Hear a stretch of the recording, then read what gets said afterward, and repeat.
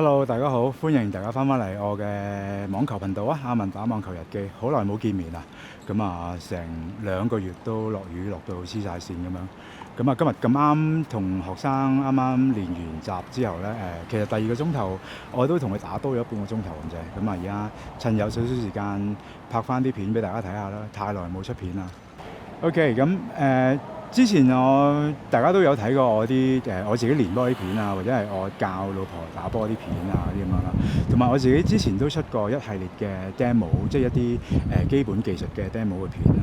咁其實我嚟緊呢，我就會出一系列嘅我對於即係由我學生身上嗰度學翻嚟嘅一啲新手初學者 beginner 嘅一啲即係做得唔係幾好嘅嘢啦。咁其實就唔會阻大家好耐時間嘅，就其實大約都係我希望係可以3分鐘之內就可以講到一啲簡單實用嘅 tips 俾大家啦。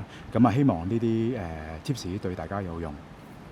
OK，咁今集第一集最簡單嘅開始啦。咁啊我當大家都係新手嘅初學者啦。通常去打波第一時間咧有冇跟 coach 都好啦，或者係有時有啲 coach 可能會咁樣教你嘅，就係當個波飛過嚟嘅時候咧，你係第一時間伸手呢個左手向前面，呢個板就向後面，即係換言之係變咗咁樣啦。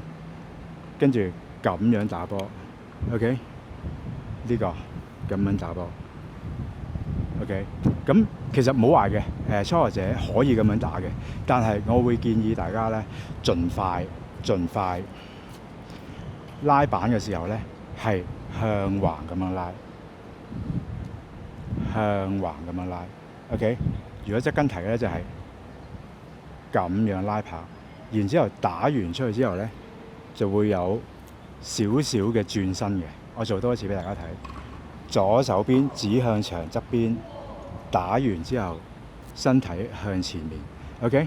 咁呢個有咩好處啊？因為咧，如果大家係直接我當嗰邊係長區啦，如果大家係咁樣打波嘅話咧，好容易咧會淨係用手打波，咁樣係啦。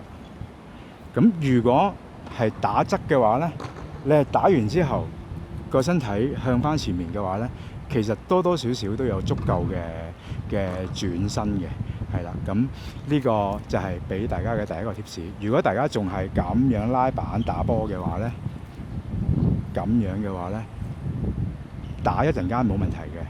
習慣咗、熟習咗之後咧，即係大概捉到個波嗰個距離感啊，喺身體前面擊球啊，掂到個波，即係開始掌握到之後咧，我希望大家盡快拉板嘅時候，左手向牆側邊，然之後打完之後咧，盡量身體向翻對面牆區，係啦。咁啊，呢一個 tips 咧，絕對會幫到大家進步嘅。